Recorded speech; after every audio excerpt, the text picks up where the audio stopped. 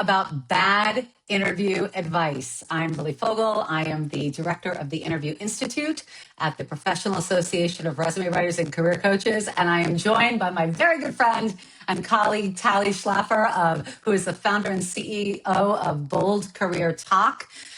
Tali and I have one big thing in common, and that is we are interview specialists. We also spend a lot of time on social media. Tali has over 370,000 followers across social media. I've got 70,000 followers on TikTok. And because of that, we're on these platforms a lot, and we see a lot of really bad interview advice. And we get kind of mad about it because we know that the people who are listening to these creators give this advice, maybe they've waited months or even a year to get that interview finally for a job they might actually want. And they are depending on this advice to be valid, to be useful, to be helpful. And very often it's not, because a lot of these content creators in the career space are making their money from clicks instead of making their money from actually helping clients. So Tali and I wanted to do this to help everyone recognize when they are seeing outdated, recycled interview advice that's really not helpful, not applicable to today's hiring market. So Tali and I have talked about it. And we think that there's like two buckets of bad red flag interview advice that we think people should be suspicious of. And I love the name you gave the first one. Tali calls it the silver bullet phrase. Do you want to explain what you mean by that, Tali? Yeah, this is something that essentially is, hey, if you just say this one thing at the beginning of your interview, at the end of your interview, then it's going to trigger something in their brain. It's going to get them to say yes, and it's going to get them to see you in a completely different way. And it all hinges on this one phrase. Do you want me to share a couple of the examples from that? Yeah, Lili, actually, or no, you I've can jump got on one in? all queued up and ready to go. The silver bullet phrase is like the always say this to get the job. So let's take a look. Tali has not seen these, but here's one of them. So this is a content creator that has 76,000 followers. And this post is about, at the end of the interview, always ask, is there anything about me that gives you pause? And we see this from so many different creators. Always ask, do you have any concerns about my candidacy? Is there anything about that would cause you not to give me the job? And this is just not good advice. And matter of fact, Tali, I don't know if you could see on the right, there are so many recruiters and hiring managers that jumped into her comments to be like, yeah, no, don't do this. This is a bad idea. So let's talk about why it's a bad idea. Do you want to start?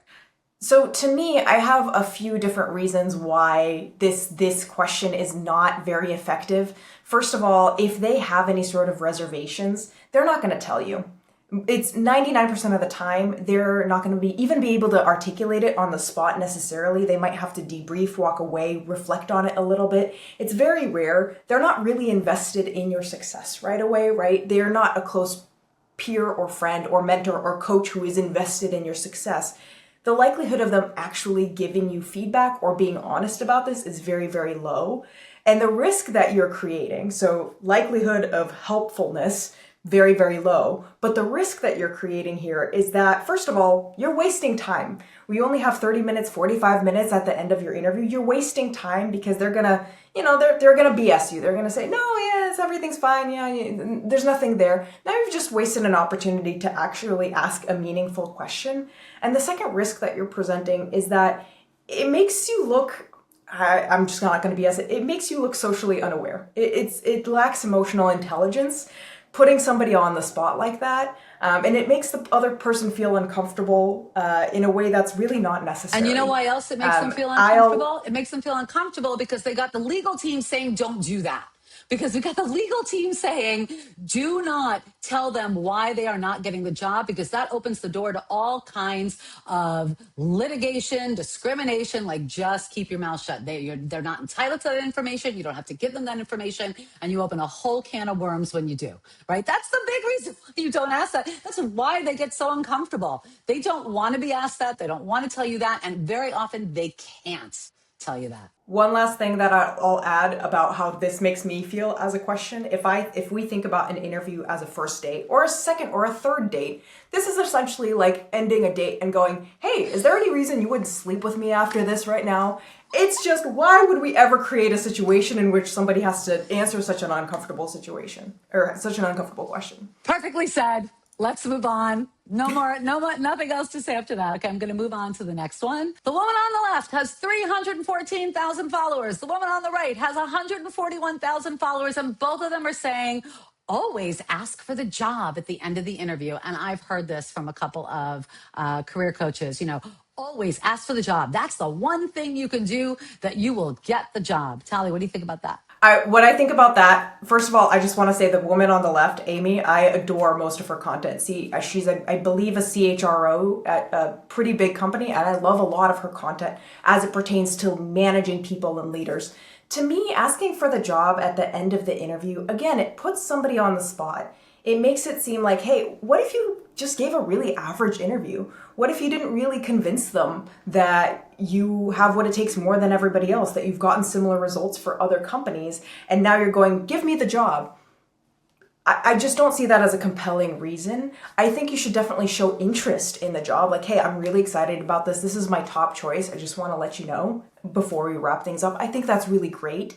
But blatantly saying like, hey, you should give me this job, or so do I have the job? Again, it puts somebody in an uncomfortable position, especially because they're most likely going to go have to think and debrief and weigh pros and cons. They're not going to decide on the spot like that. And you probably wouldn't want to work for somebody who just makes brash decisions like that anyway. So I think, to me, the intent behind this is very much, we want to show interest and show that, hey, we're excited about this, but I think the execution can be different in a more effective way. Yeah, and not everyone has that hiring authority. This is not, I understand that this technique comes from sales, like always make the close, like ask for the sale, but this is not sales. This is a structured hiring process, and there are steps to go through.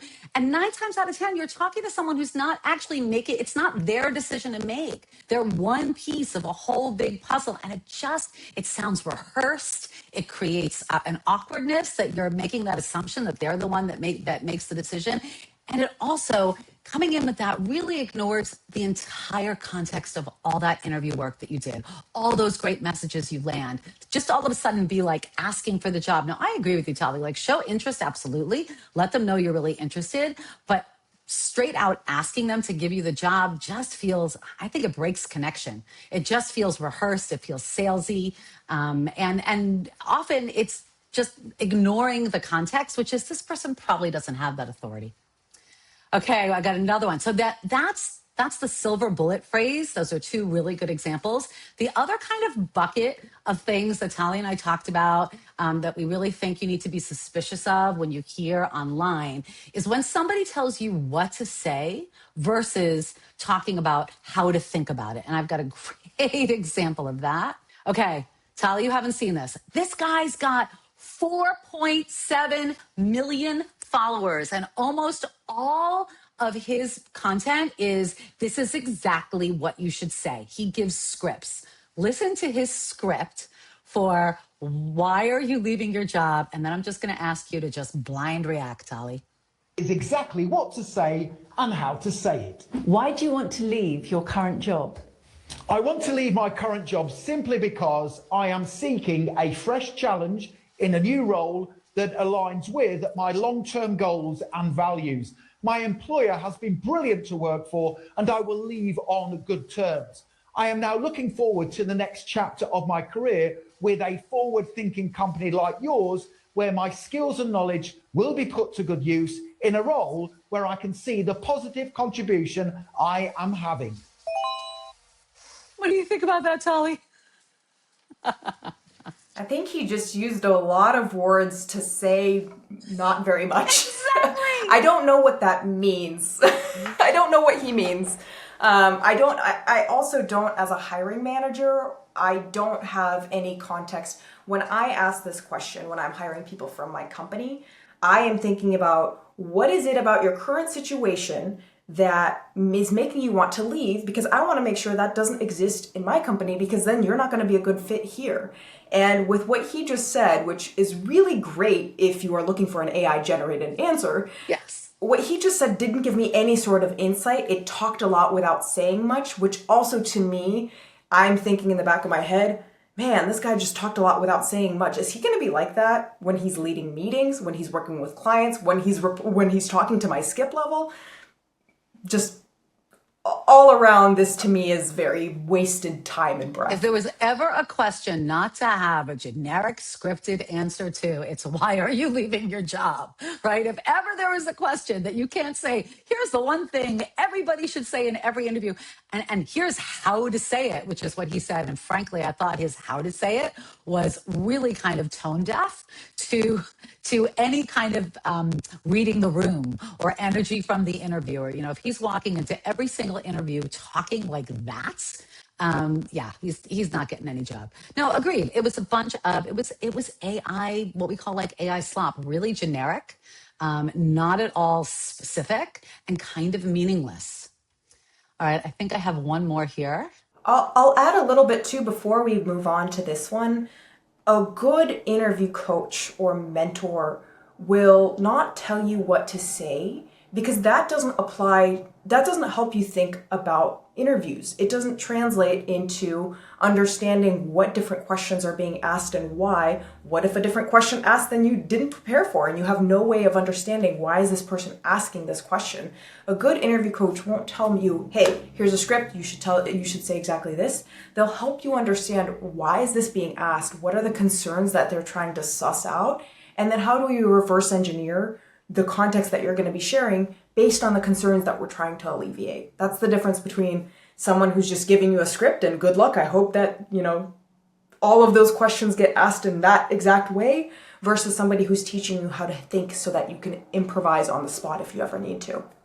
Hallelujah, amen, and yes, like that's exactly right. And this is like core to the certified interview coach program that I teach and I lead at PARC, which is scripts not effective. They're first of all, you can't possibly think of answers to every single question they would ask, because you don't know every single question they're going to ask. You're going to waste a lot of time preparing answers to questions that they're not going to ask. And then when they ask something that you don't have an answer to, then what are you going to do? But also, reciting scripts is not a conversation. That's a performance, right? And an interview isn't supposed to be a performance. An interview is about connection. And the minute you start performing, you are not connecting. So instead of scripts, in the CIC program, we emphasize teaching the strategic messaging communication skills. Exactly what you said, Tali. Understanding, what is this question asking for?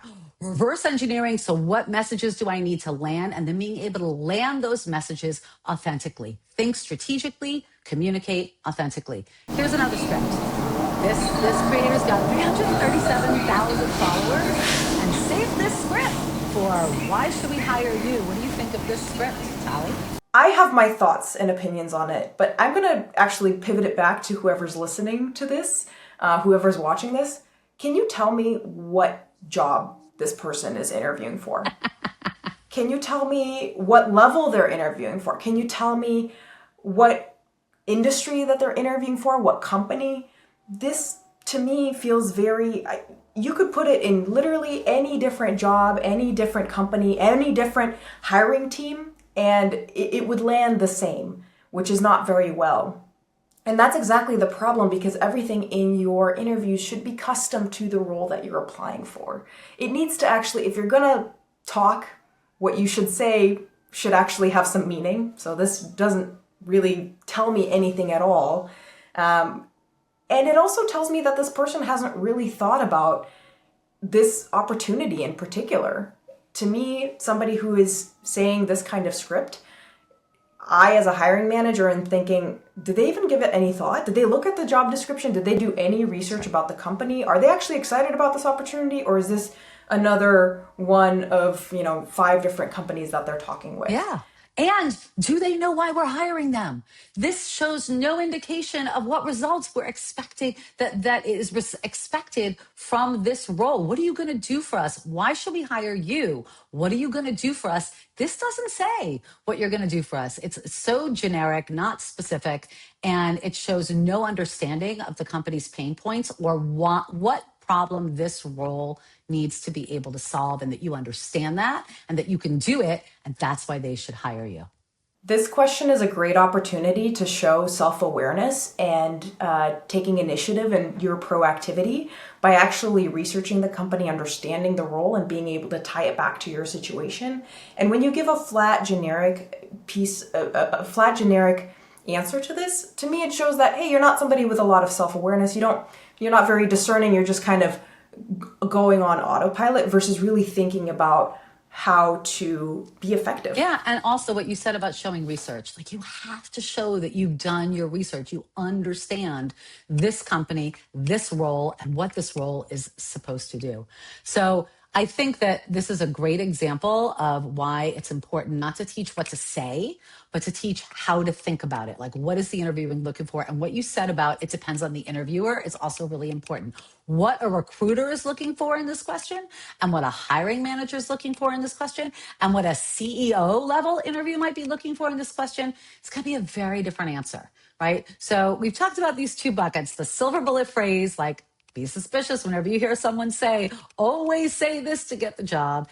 And anyone who tells you, say this rather than here's how to think about the answer, I think, and we could talk about so many more. We could talk about tell me about yourself. We could talk about what is your weakness. We could talk about asking questions in the end when they say, do you have any questions for us? And all the really generic answers out there that these content creators are putting out there that are just not going to help your candidacy.